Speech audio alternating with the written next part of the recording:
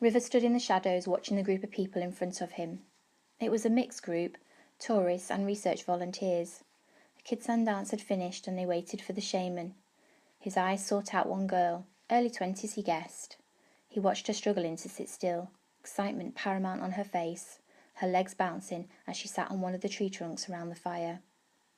The drums started and he turned to watch as the shaman, his grandmother, walked towards the fire, her back straight, her chin held high, her braided grey hair hanging down her back. River smiled proudly, a slight shiver running down his neck as the spirits were called. He watched the air shimmer around his grandmother before seeing the clan spirits appear. He turned to look back at the girl. Her eyes were wide as she took in the scene before her. He saw her body rock forward as his grandmother told the story. She was beautiful, her eyes alight with fascination. Her hair highlighted by the fire whispered about her face on the gentle breeze as her full lips opened and her chest rose quickly.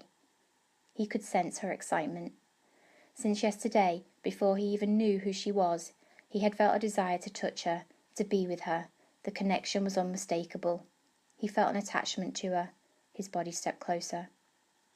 Matt came to his side and said quietly, "Wait, brother." Glancing at his grandmother, River saw that she also held a hand out to the side, silently asking him to wait. A low growl left his throat. He needed to go to this girl. He needed to go to her now. The story had finished and the group was clapping and chatting as the shaman stepped towards the fire. River watched as she withdrew the powder from a pocket in her jacket. She held her clenched fist over the fire and chanted a few words before releasing the powder into the flames. The girl jumped as sparks and red smoke came from the fire, and he saw her nose scrunch up as she continued to watch the colourful spirits. There was a loud thunderclap and she jumped out of her skin, suddenly jolted out of her trance. River watched her eyes refocus as she slowly came back into the here and now.